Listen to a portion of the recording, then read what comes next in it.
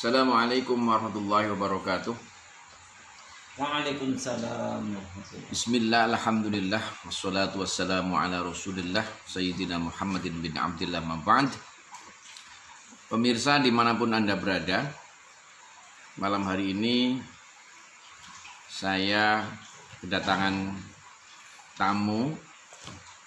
Pertama adalah Mas Toto Priyono ya.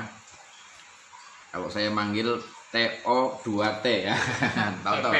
TP ya. Toto Priyono. Yang satunya lagi adalah Mas Panser.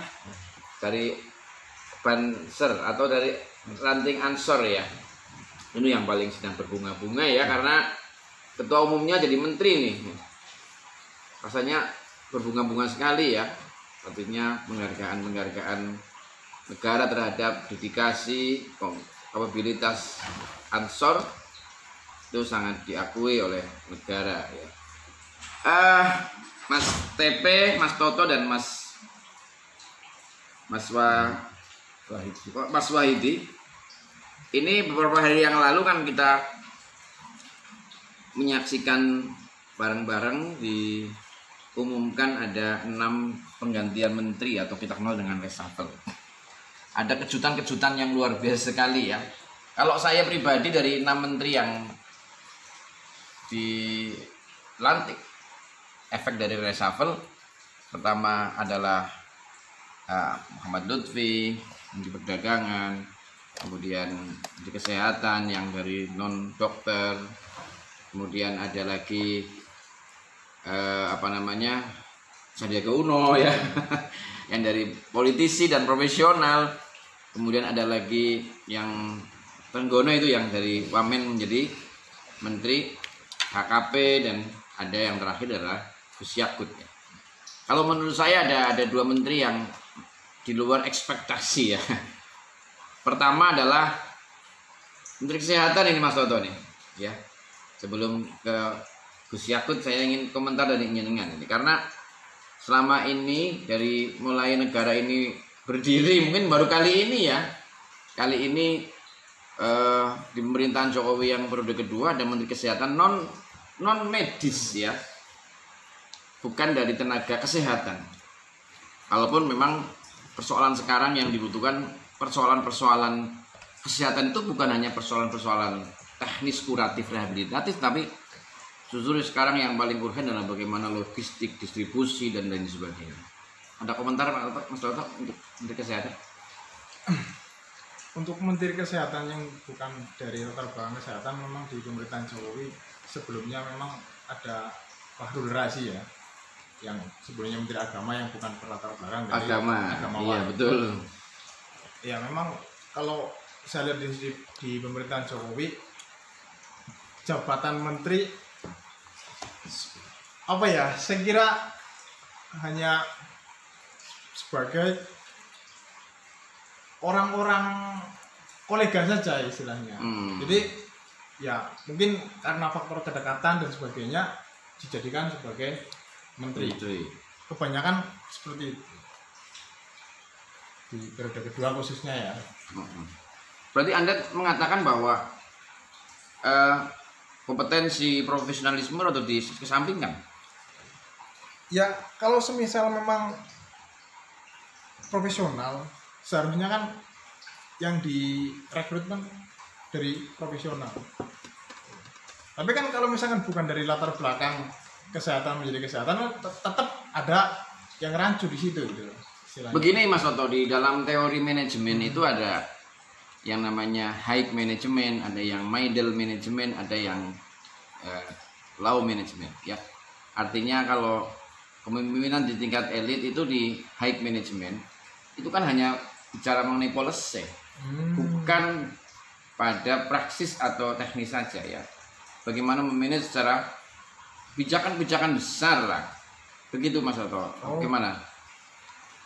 Oh, di manajemen sih juga kurang mengerti juga ya kan itu ya. Tapi yang terjadi kan ya memang ada kalau menurut saya ada miss istilahnya. Menurut saya perspektif masyarakat biasa ketika memang menteri tidak sesuai dengan latar belakang. Itu kan pandangan sebagai masyarakat gitu loh, bukan sebagai pengamat kebijakan politik dan sebagainya. Kalau misalkan ada hal lain yang mungkin menjadi pertimbangan presiden memilih Menkes yang di reshuffle kemarin, ya saya kurang mengerti juga kan. Berarti intinya kalaupun kondisi sudah seperti ini, artinya sudah dilantik Sadikin itu menjadi Menteri Kesehatan, dari pribadi nyenengan tetap memberikan apresiasi ya. Tetap. Kalau apresiasi tetap pada pemerintahan Jokowi. Semoga kita dukung Menteri Kesehatan yang baru bisa melaksanakan tugas dengan baik ya. Karena komentar hari ini beliau akan bikin tim untuk penanganan virus yang berevolusi sudah ya, yang beberapa itu ya. Baik Mas Toto, ini yang paling mungkin yang paling wow ya, paling sesuatu yang di luar prediksi ya. Naiknya Gus Yakut sebagai Menteri Agama ya, bukan persoalan kapasitas menurut saya ya. Ini kok tiba-tiba sedang ada persoalan FPI dan radikalisme, tiba-tiba Gus Yakut diangkat. Kalau bicara mengenai kompetensi, profesionalisme, kita tidak meragukan. Beliau adalah Gus atau anak Kiai Khalil Bisri yang sejarahnya panjang sebagai tokoh NU yang sangat dihormati karena kealimannya. Sebelum ke Mas Toto, saya ingin komentar dari Ansor ini ya. Dengan diangkatnya Gus Yakut sebagai Menteri Agama Republik Indonesia menggantikan Bapak Fakhrul Razi, komentarnya dengan seneng apa ikut bangga, Pak? Gimana? Ya kalau menurut saya sih sebagai anggota Ansor ya ikut bangga lah, dan juga demi kemajuan negara juga agama kan. Saya bangga lah, untuk harapan saya juga dalam situasi yang memanas ini kan, ya mudah-mudahan lu ada pendinginan. Bisa meredakan dari masalah ini semua lah. Apakah selama ini Ansor menganggap punya musuh? Kalau masalah musuh sih bagi anggota Ansor saya nggak ada musuh lah. Cuman kan keadaan ini yang semakin panas kan. Iya. Ya, konsepnya Ansor bagaimana NKRI itu harga mati ya? Iya. Oke, ini sedikit roto politis mungkin ini Mas Toto ya.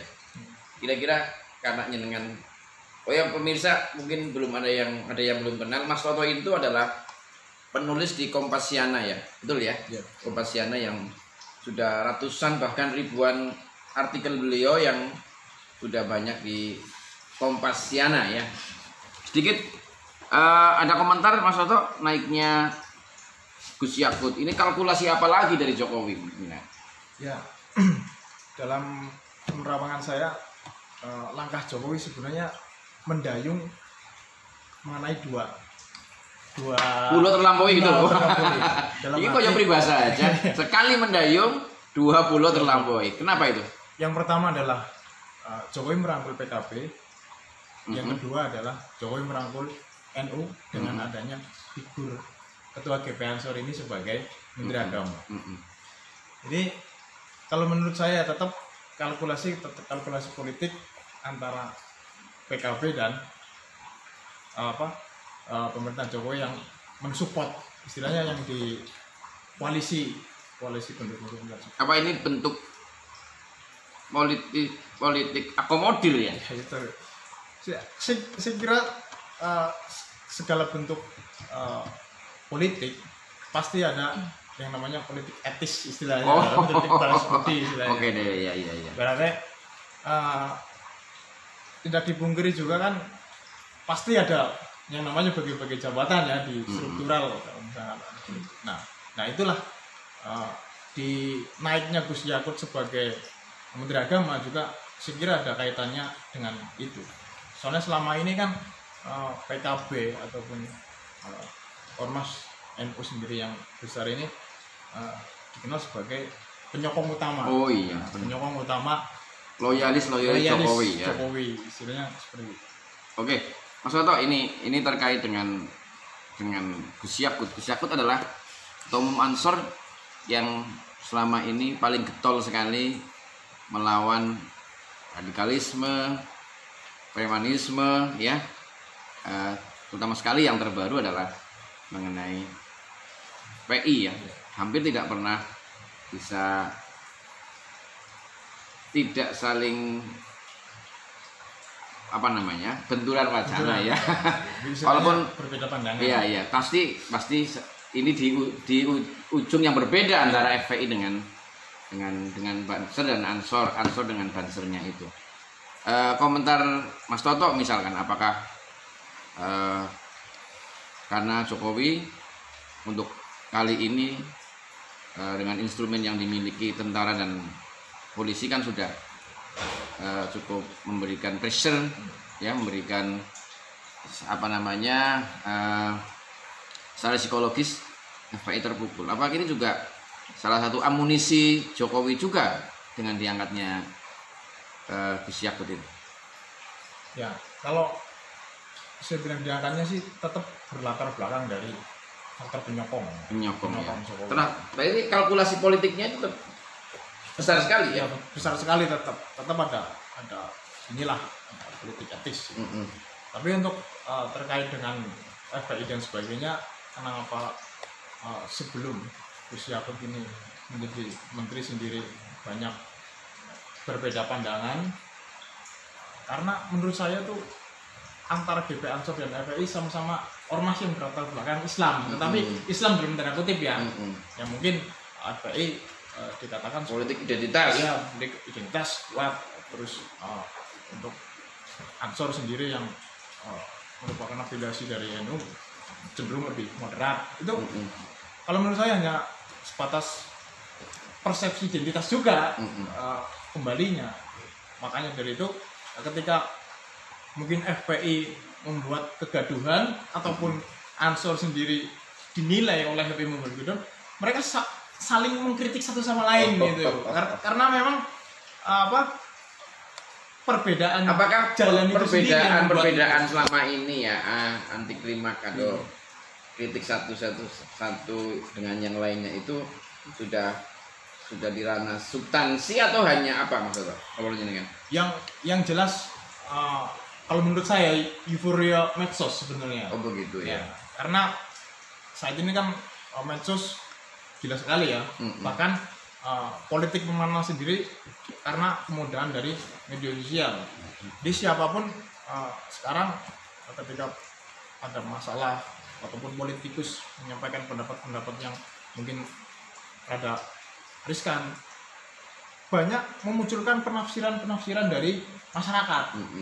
Maka dari itu opini-opini yang terbangun ini meruncingkan gitu loh, justru antara kelompok yang berseberangan. Misal antara kemarin kan kepulangan Rizik sendiri ke tanah air buat macet di bandara dan aksi 18-12 dan di Mega Musik kebanyakan kan itu juga memunculkan kritik-kritik juga kan dari Ansor sendiri, ya, karena memang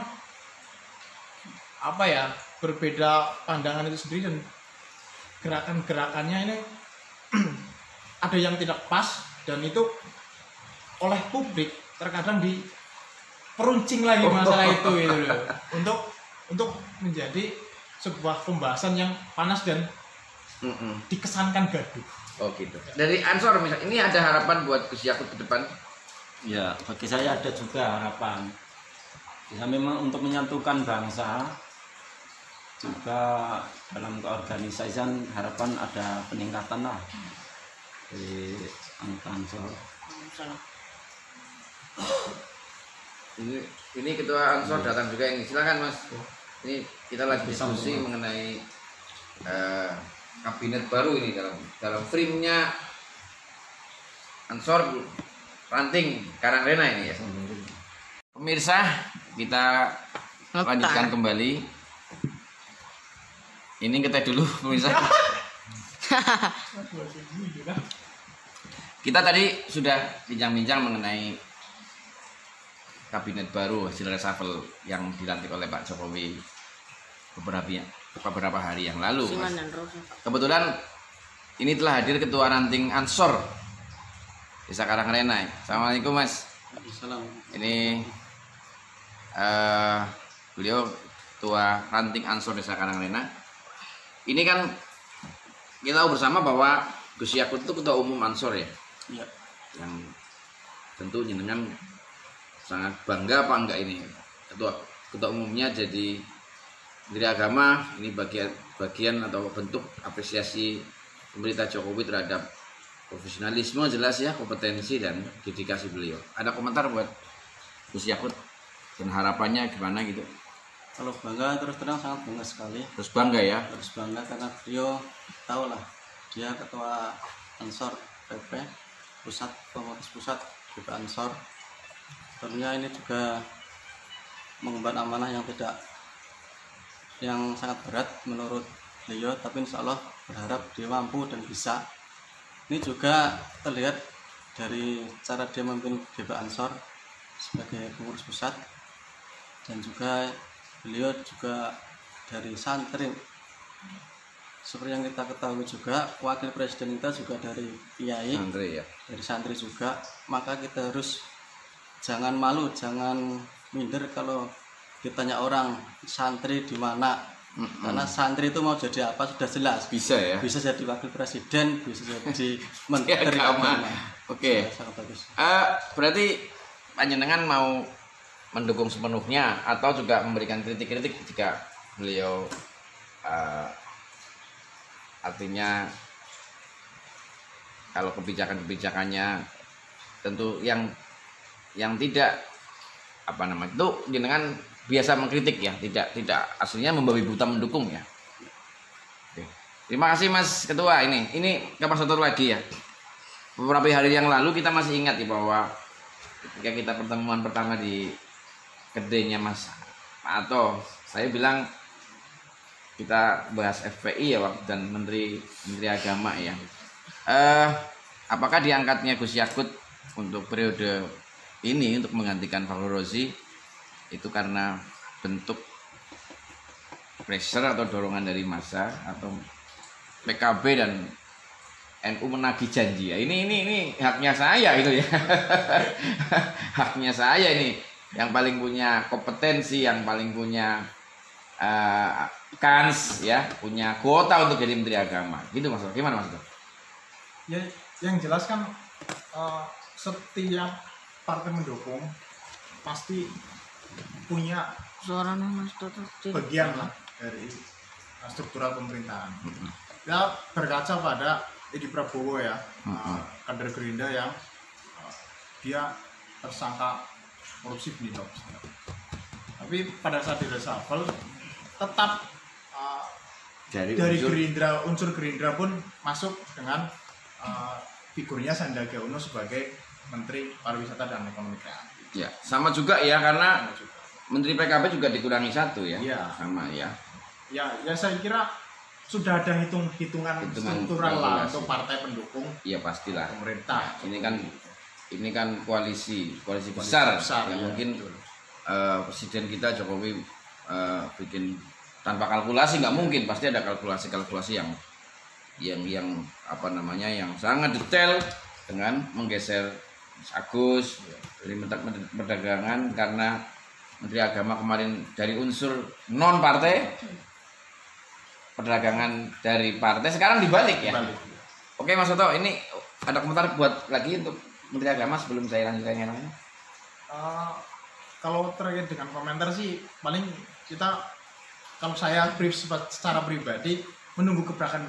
Oh, gebrakan ya. Nah, ini kan di awal-awal jabatannya sendiri kan Gus Yakut juga sebagai Menteri Agama ingin melindungi semua warga negara termasuk minoritas ya. Antara Ahmadiyah dan Syiah yang memang penganut mereka adalah warga negara Indonesia yang butuh dilindungi, termasuk juga non muslim ya, termasuk juga non muslim dan sebagainya yang selama ini di mana minoritas sulit membangun tempat ibadah nanti diakomodir untuk dapat Kita masih ingat Mas Soto ini. Nih, saya potong sebentar. Kita masih ingat 2 tahun yang lalu Pak ya.